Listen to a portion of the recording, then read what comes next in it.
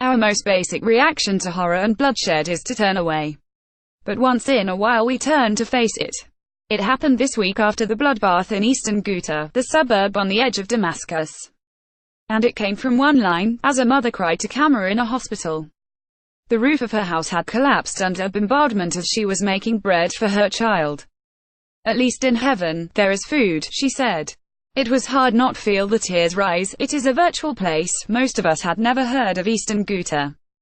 This is not on our doorstep. Those fleeing Syria have not flooded our shores. Our politicians rarely rise to speak of it, let alone talk of intervening. And yet it arrives, still, because we know it is real and because we as a people are impotent observers.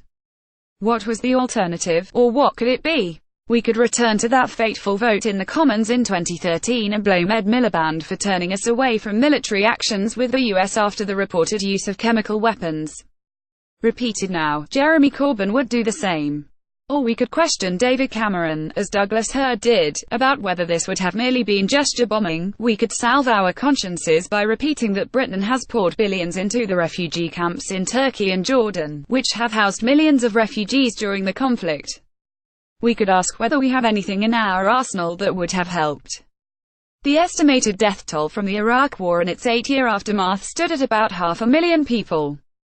Syria, which has descended into civil war since 2011, now has a similar reported death toll, without any British boots on the ground. Damned if we do, damned if we don't. Horrific pictures show child victims of chlorine gas attack in Syria. Still within the British psyche is the idea that we alone can march to the rescue and set a paradigm for other nations. You can also see it in the big talk about post-Brexit trade relations. We can't. We would have to act with partners and within a framework of international rules, yet we denigrate those and don't seem to be able to fall into step with even our closest neighbours. If we feel a collective shame about Syria, we should also feel it about Britain having become so individualistic. The pain doesn't stop at the border. Nor should our national ego. Nudity has lost the power to shock, but a bit of love can real love in emotion. The GQ cover with Skepta and Naomi Campbell. At British GQ, back in the day, people announced their relationships in clipped tones with an announcement at the back of the Times.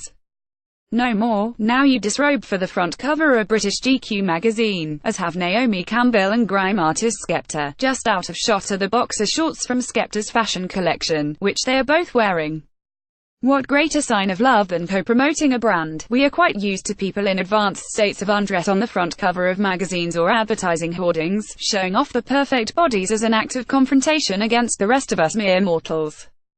We don't often see them in a couple, as in this picture, in an act of tenderness. So much for his muscly back and the side of her breast. The eye falls instead on the line of her jaw and the curve of his hand, which point to something far more illicit than just shots. The image of two people who seem genuinely to love each other. The shock value of this cover is the lack of cynicism. All women need a virtual wife. Move over Alexa and Siri. There's a new voice-activated virtual assistant in town. She's called Wendy and she's a hologram in a cylinder waiting to be instructed and to obey your every whim. Wendy, made by the South Korean tech giant SK Telecom, is modeled on a K-pop star. Bright and perky in leggings, she looks like she's about to go for a jog. She won't comment on your appearance as you drag yourself to the coffee maker, nor complain when you ask for the 5th time what the weather is going to be like. And as you request, she puts on that 1980s guilty pleasure track. Again, she won't roll her eyes. One of the wonders of these virtual assistants is their tolerance.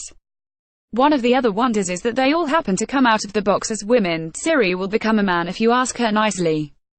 It is almost as if the men who dominate the tech industries are looking for a little female company in their lives. Why could it be missing? Now I could be sniffy about this, or I could just admit that most professional women would love a wife, in the old-fashioned sense of the word, someone who puts supper on the table and cleans the house, feeds the children and irons the clothes. Weather reports. I can find myself. If tech companies could apply themselves to automating those dull duties of domestic life and liberating modern women, they can call the little holograms whatever they like.